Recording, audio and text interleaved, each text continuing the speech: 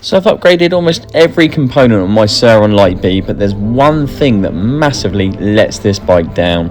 I'm still rocking the factory fitted stock 19-inch rims that come on the Surron. Now I've done everything I possibly can to make these wheels look and perform as good as possible.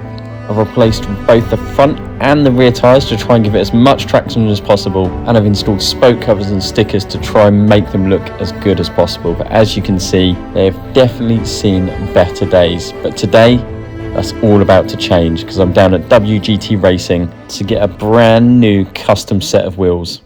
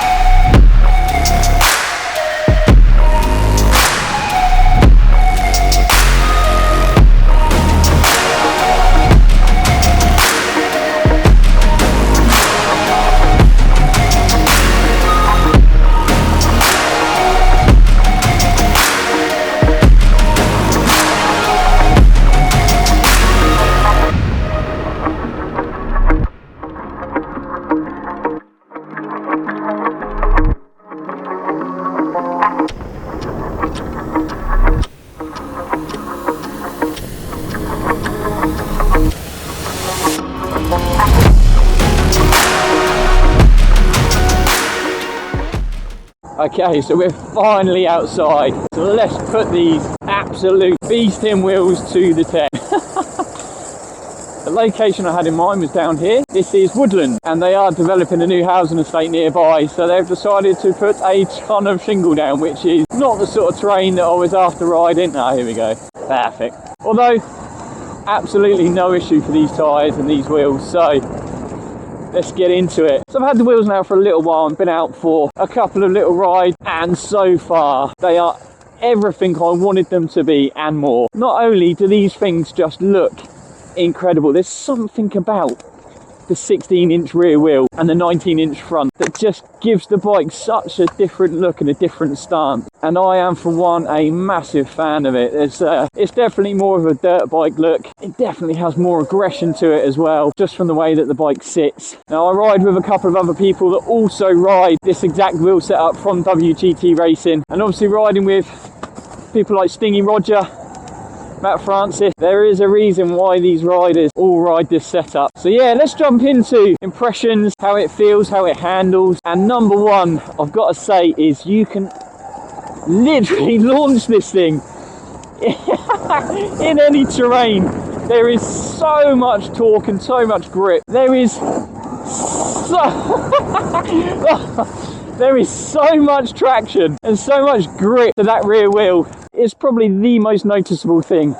It doesn't really matter what sort of ground you're on here. It's just picking up exactly how you would want it to. It may not look that fast on camera, but so obviously, as you can see, the size of that tyre just gives you every bit of traction, every bit of grip that you could possibly want or need. And bearing in mind, I'm riding in December in the UK, and it has done nothing, as always, but rain for weeks on end. So this ground is very wet. There's a lot of leaves. Obviously, we're in winter. Obviously, the ground I'm riding at the moment as well is very loose. Stones, shingle, dirt. But it's not all about the rear wheel. The front wheel is still 19-inch, so exactly the same as they are stock. But the geometry of the bike just gives it that lifted feel at the front, so you're able to get over any obstacle. The bike's just literally flying over everything that I'm throwing at it. And then you've got that rear wheel then, once you've cleared the obstacle, to give you that power. Such a huge, huge improvement. And you wouldn't think, just for going that slightly smaller wheel, that it would change so much. The next thing is how nimble this thing now feels. Obviously a much lower centre of gravity. I have actually removed the seat riser kit as well. I just felt that was just ruining the look, although I am a taller rider. But I've removed the seat riser kit, and obviously we've dropped the wheel size, so my centre of gravity is obviously a lot lower. I just feel now that it seems like, rather than before feeling like quite a big size sort of dirt bike, I've now got something that I can literally throw into the corners and out of them as well. And one of the other huge things that I've noticed is now wheeling the bike. It has made a ridiculous difference. Obviously having that lower centre of gravity, how much easier this thing is to wheelie. And I feel when I first bought this bike, if you're a bit of an OG viewer, I obviously had the Kanawaba pedal kit on here, I had the seat riser kit on here, I had all these things, and I just could not get my head around how people wheelie Surrons or these sort of electric bikes. I spent months and I was nowhere even close. I just couldn't understand why. And obviously now I know the Kanawaba kit obviously had a huge amount of lag. You'd never be able to get the wheel up. As soon as it was up, the throttle just cut out. So obviously, yeah, the Kanawaba pedal kit didn't last long. Going back to the wheelies and how this thing performs in that sort of situation has made, again, a huge difference. So much easier to get the wheel up, so much easier then to find the balance point. So I'm going to head down to another location now. Still going to be off-road riding, but to get there, we do have to hit a road. It is a private road, so we'll get the wheel up, get some wheelies on the way to the next location. The one thing about riding at this time of year in this terrain is the bike, as we all know, gets so fucking dirty, and I'm gutted as well. For such a long time I just wanted to keep these wheels pristine. They just look so good. And as you saw from the beginning of the video, we went down to WGT Racing studio to get the wheels installed. So massive shout out to Stingy Roger, because obviously he gave us a hand as well. If you're in the UK and you don't know about WGT Racing, then you've got to get involved. If you are looking for a set of wheels for your Surron or Talaria, then jump onto the website. I'm going to put it up here now. And also for my subscribers and anyone watching this video, if you are interested in getting yourself a set of these wheels, then use my discount code South Coast Surron. That's going to save you 5% on checkout. And trust me, you will not be disappointed. The other awesome thing about WGT Racing is the customization of their wheels. And you can see for the ones that I went for, the purple nipples with the purple hubs and the black spokes on the black rim, they just look so nice. So whatever colour and style wheel that you're looking for your bike, they will be able to do it for you. And I've been doing this now just for a couple of years, and I've dealt with some different companies in that time, and I've got to say WGT Racing are up there with one of the best companies I've dealt with. Their communication, their products, their delivery, it's exactly what you want when you're spending money on your bike. Fantastic company, fantastic product at great prices, and I think that's all we can ask for. I was so impressed with this set that I've gone ahead and ordered another set that you're going to see in a future video on my other build. But yeah, the customization's endless. Whatever size you're looking for, whatever colour you're looking for. And it doesn't just stop at wheels either. You've got to go and check out the website, because he's now got controllers on there. You've got brakes and sprockets that are going to match whatever build you have. And that kind of then moves me on to the next part. Not only did I purchase the wheels from them, I also went for a brand new sprocket and a brand new set of disc brakes as well. And again, they did not disappoint. They're all anodized and colour match exactly the type of wheel that I went for. And with the sprocket, I've changed a little bit. So I've now gone from a 56 tooth down to a 48 tooth sprocket. And when this thing starts to pick up, again, look at the traction you get here. Obviously the front wheel's coming up, but my god, this thing absolutely rips now. That mid-range and top range, we're going to have to do another top speed run on this. So we've definitely increased. The brakes as well, I've gone for slightly bigger brakes than the stock ones. Again, floating rotors, anodized. In my opinion, look absolutely insane. I am so over the moon with these wheels and this build.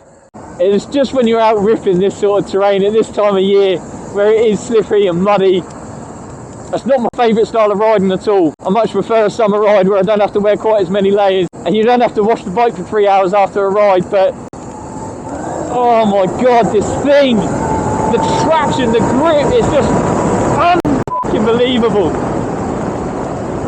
Has turned the bike into such a beast.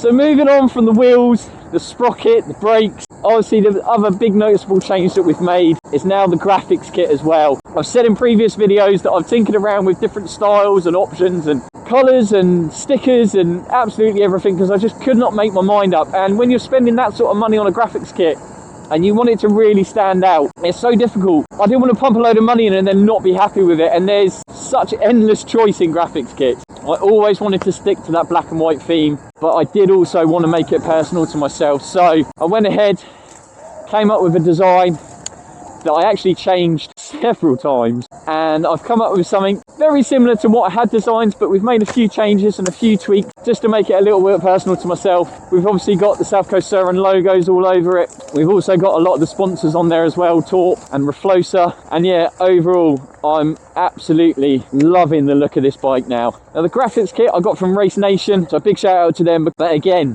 the one thing that means the most to me is customer service, price and quality of product. Yeah, Race Nation again did not disappoint. A great service. Now, tinkered with different graphics on the bike before, the Fox one that I previously had. I've wrapped the bike myself several times trying to make up a design. The installation of the graphics kit, super easy. The adhesive is absolutely brilliant. I've had no issues. I've jet washed the bike several times, and you can tell with a cheap kit it will start to lift.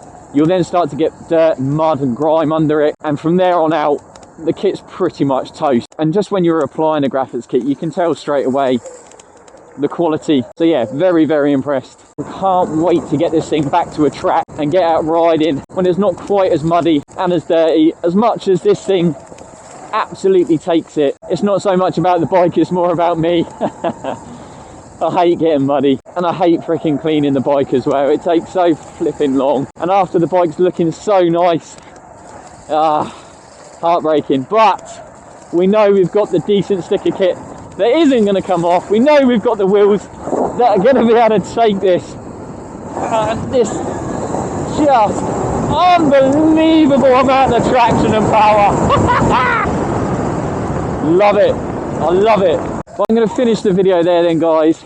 If you've enjoyed this one, go ahead and hit that like button. Go ahead and hit that subscribe button too if you haven't done already. Got loads of awesome stuff coming up for 2025. A few more bits left to do on this bike, loads left to do on the other bike. A massive shout out to WGT Racing, a massive shout out to Race Nation for the graphic. But always, thank you ever so much for watching. A massive thank you if you have subscribed to my channel and shown any support in ways of likes or comment. We've just hit over 4,000 subscribers, which is a massive achievement for me.